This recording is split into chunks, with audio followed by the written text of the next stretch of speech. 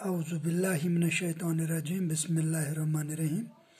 अज़ीज़ तलबा व तालिबात, अस्सलामु अलैकुम व रहमतुल्लाहि व बरकातुहू।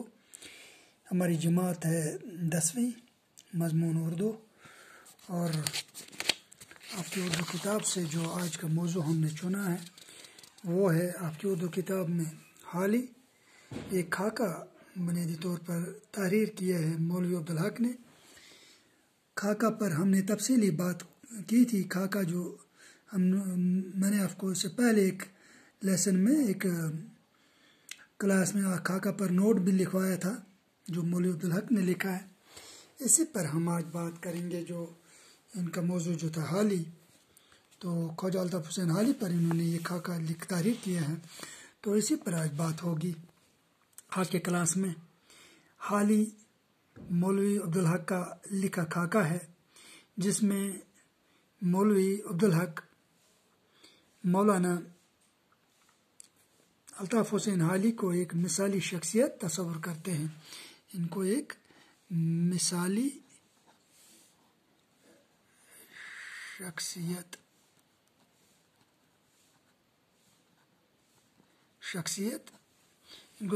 शख्सियत तस्वुर करते हैं। किनको?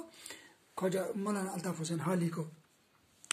मौलवी अब्दुल हक फरमाते हैं कि मुझे अपने ज़माने में मौलाना जैसा पाक सीरत और नेक आदात वाला कोई बुज़ुर्ग नहीं मिला। ये कहते हैं कि मैंने अपनी ज़िंदगी में मैं उनके साथ रहा हूँ। उन जैसा जो पाक सीरत मैंने उनको देखा। एक मुसलमान की निशानियाँ हैं पाक सीरत, ठीक।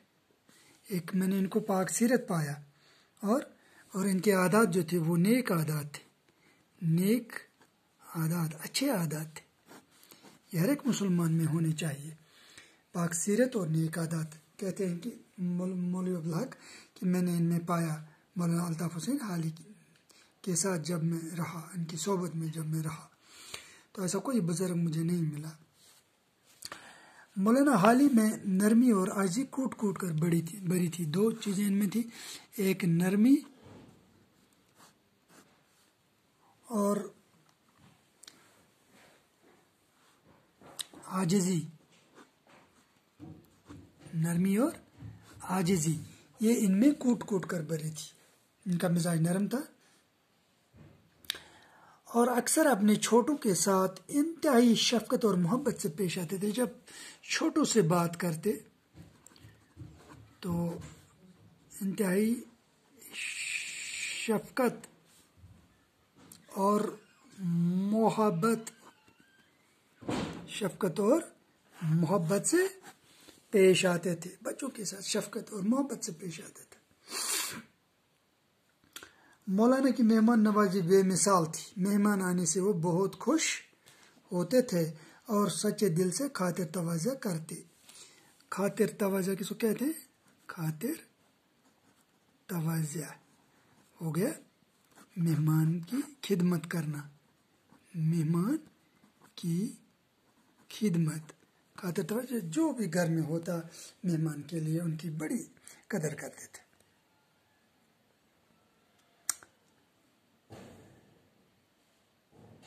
और उसको खुश रखने की कोशिश करते थे, मेहमान को खुश रखने की कोशिश करते थे, ठीक।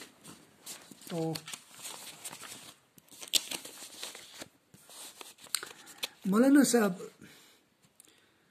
मौलाना हाली की नरम दिली का जिक्र करते हुए फरमाते हैं कि हाली साहब दूसरों की तकालीफ को देखकर बेचैन हो जाते थे और हतुल मकदूर उनको दूर करने की कोशिश करते थे। अपनी कलील आमदनी के बावजूद भी ज़रूरतमंदों की ज़रूरतें दिल खोलकर पूरी करते थे। मतलब ज़रूरतमंद लोग जो होते हैं तो उनकी ज़रूरतमंद जो लोग होते हैं उनकी ज़रूरत पूरी करते थे। इनकी ज़रूरत पूरी करते मतलब हाजत रवाई करते। हाजत रवाई, अगर कोई हाजतमंद हो उसकी हाजत निकालना, उसको कहते हैं हाजत रवाई करते थे। इनकी आमदनी अगर कलील थी, आमदनी इनकी जो थी वो थी कलील हो गया कम आमदनी, बिल्कुल लिमिटेड कम आमदनी थी। इसके बावजूद भी लोगों की हाजतें पूरी करते थे। हाली के दिल में हर किसी के लिए मोहब्बत और खुलूस था। تعصب نام کو مولوی صاحب حالی کی شاعرانہ خصوصیت کا ذکر کرتے ہوئے فرماتے ہیں کہ حالی عظیم شاعر تھے، لیکن وہ اپنا بڑا پن کبھی ظاہر نہیں کرتے تھے۔ ان کی شاعری عام رنگ سے الگ تھی، وہ شاعری کے ذریعے قوم کی حالت بدلنا چاہتے تھے۔ جب حالی کی مقدمہ شعر و شاعری شائع ہوئی، حالی کی ان کی کتاب تھی، اس کا نام تھا مقدمہ شعر و شاعری، ٹھیک۔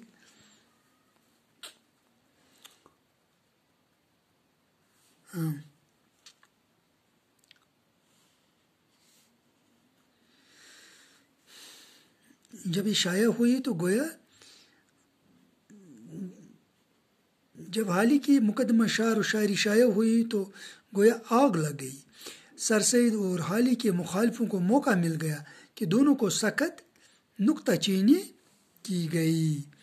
انہوں نے صرف 1 یا 2 کتابوں کے حقوق محفوظ کروائے، حالانکہ ان کی آمدنی بہت کم تھی۔ وہ چاہتے تو اپنی کتابوں سے لاکھوں روپے کما سکتے تھے۔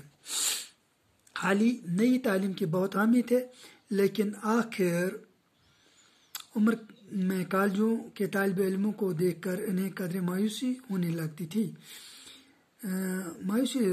کیونکہ عمر کے آخری دنوں میں ان کی 2 بڑی خواہشیں تھیں۔ ایک ہی کہ اردو زبان میں مذکر و مؤنث بنانے کے اصول مقرر ہوں، دوسری بات مولوی بھول چکے ہیں۔ مولوی صاحب حالی کو حیدر آباد بلانا چاہتے تھے، لیکن ان کے صاحبزادے آمادہ نہ ہوئے، اور حالی نے مولوی صاحب کو لکھا کہ جب تم ادھر آؤ تو تمہارے پاس ہو لوں۔ لیکن جب مولوی صاحب گئے تو حالی بیمار ہو چکے تھے، اور یہی بیماری موت کا سبب بنی۔ اب کچھ سوالات اس میں ہیں، سبق میں کچھ سوالات ہیں۔ نمبر 1، قومی اتحاد کے بارے میں مولانا حالی کا کیا خیال تھا؟ قومی اتحاد کے بارے میں، قومی اتحاد کے بارے میں مولانا حالی کا کیا خیال تھا؟ مولانا حالی، یہ سوال کا جواب ہے، مولانا حالی ایک سچے وطن پرست اور قومی اتحاد کے علم بردار تھے۔ ان کے دل میں ہر کسی کے لیے محبت و خلوص تھا، اور تعصب نام کو بھی نہ تھا، تعصب ان کے دل میں نہیں تھا۔ وہ ہر قوم اور مذہب کے سچے دل سے عزت کرتے تھے، اور ہندو مسلم اتحاد کی سب سے بڑی حامی تھے، اور ہندو مسلم اتحاد جو ہے اس کے سب سے بڑے حامی تھے۔ دوسرا سوال، مولانا حالی عملی میدان میں کون کون سی یادگاریں چھوڑی؟ مولانا حالی نے عملی میدان میں کون کون سی یادگاریں چھوڑی؟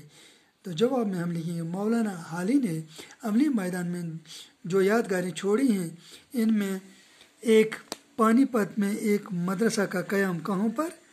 پانی پت میں ایک مدرسہ کا قیام، وہاں انہوں نے ایک مدرسہ کھولا تھا، ٹھیک۔ پانی پت کہاں پر ہے؟